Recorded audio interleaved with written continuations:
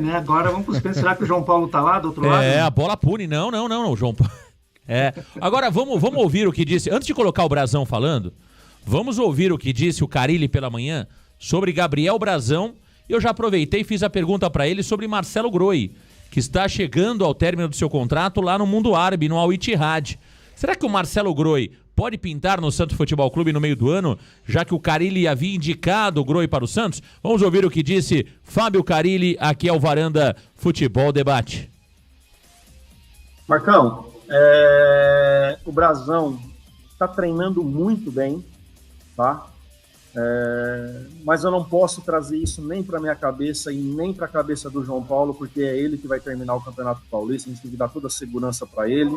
Um cara que, nos momentos difíceis do clube, colocou a cara, foi para frente, não teve medo, né? E talvez até em 21 mesmo, na minha passagem aqui, ele foi muito importante para a permanência do Santos naquele momento, né? Então, um cara que agora está chegando menos bola nele, está trabalhando menos, a gente via de longe que chutavam muito em cima dele, né? Então, se passa muito para o sistema do time, não só sistema defensivo, de uma pressão melhor lá na frente. Então, tem trabalhado menos nos jogos. Então, não passou pela minha cabeça, estou muito focado nesse Paulista. Né? Depois, se a gente chegar na final do Campeonato Paulista, termina dia 7, o Brasileiro dia 20, 15 dias, aí sim a gente começa a elaborar, né, a final, a Copa do Mundo para nós agora está sendo o Campeonato Paulista, é assim que a gente tem que pensar, e depois a gente pensa na Série B, que eu sei que é o campeonato mais importante do ano, mas a gente deixa ali para frente, que não é o momento agora. A respeito do Marcelo Groi, antes do Brazão, foi um dos nomes que a gente levou, não foi a questão financeira, tá? O Marcelo, além de um grande amigo, trabalhei com ele 1 ano e 7 meses na Arábia, e quando você está nesses lugares, você fica mais próximo ali, Romarinho, o Igor Coronado, que está no Corinthians, enfim, outros brasileiros que tinham. Então a gente fica muito próximo, então a gente é muito amigo. Ali havia, na época, não sei hoje, uma divisão, comissão técnica querendo que o Marcelo continuasse, a diretoria não, para abrir espaço para um outro estrangeiro, que lá tem um número de estrangeiro. Enfim, no final, o Marcelo tem até participado de alguns jogos, né, não é titular absoluto, mas tem participado, mas não chegou nessa questão financeira, e sim primeiro do Ittihad, de uma forma geral, assim, não liberar o atleta.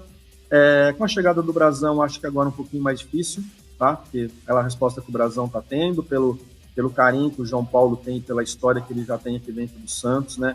Acho que é um pouco mais difícil, sim, a possibilidade da chegada de um outro goleiro. Não só do Marcelo Groi, mas qualquer um outro goleiro.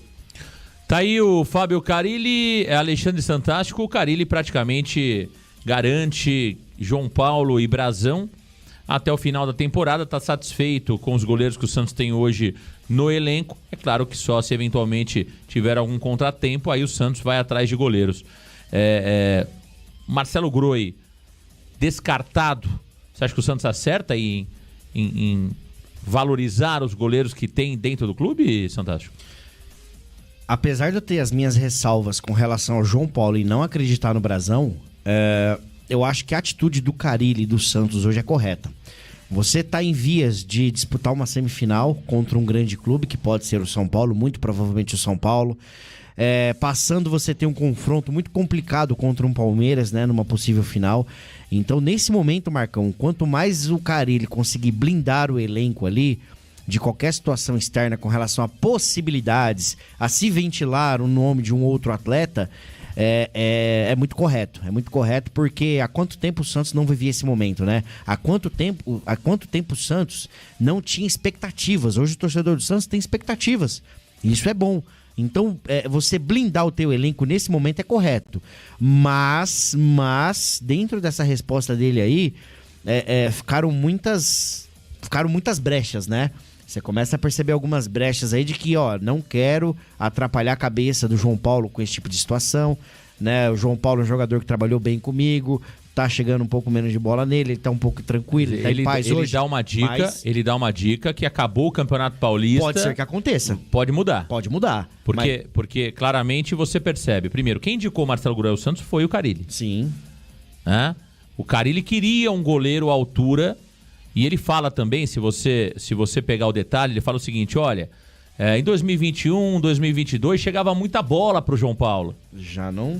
Agora chega menos, ou seja, ele tá meio protegido. Ele dá algumas dicas, o Carille, que ele não vê o João Paulo como um grandíssimo goleiro.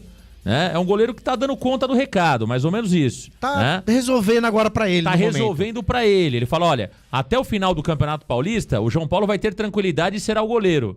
A partir do término do Paulista até o início do Campeonato Brasileiro... São 15 dias. Eu vou avaliar. Então, assim... Né? Então ele dá uma dica ali que o Brasão tá claro pra todo mundo que o João Paulo, na cabeça do Carille, não é unanimidade. Isso tá claro. Tanto que ele pediu um outro goleiro e o Santos não conseguiu trazer. E você percebe na declaração do Carille que ele, sempre quando perguntado sobre o Brasão, ele elogia muito o Brasão. Né? Ele coloca o Brasão lá em cima. Então, dá a entender, eu volto a dizer, entre linhas, que se o João Paulo der uma brecha, vem o Brasão. Né? Vamos ouvir o que disse Gabriel Brasão na entrevista coletiva. Gabriel Brasão foi perguntado sobre os seus pontos fortes. Vamos ouvir o que disse Gabriel Brasão. Pergunta um pouco repetitiva, mas se você puder elencar as suas principais qualidades, como você vê habilidade de saída de gol, reflexo, de repente numa eventual penalidade, se você se considera frio para esse momento, se você puder elencar, olha, minha melhor característica é essa, assim, assim, assim por diante, só para a gente ter uma noção das suas skills, por favor. Mais uma vez, bem-vindo. Obrigado.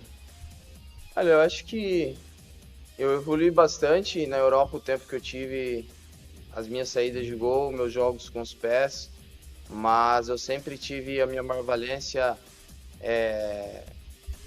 o 1 contra 1, sempre fui um goleiro pegador de pênalti, então acho que seria meio que isso, sabe? Mas o que eu creio que me ajudou muito foi a minha personalidade dentro de campo, de ser esse goleiro arrojado, e seria mais ou menos isso. Goleiro arrojado, Elias, pegador de pênalti, sai bem do gol, palavras do Gabriel Brasão. E aí, Russo, 23 anos, 11 jogos na carreira.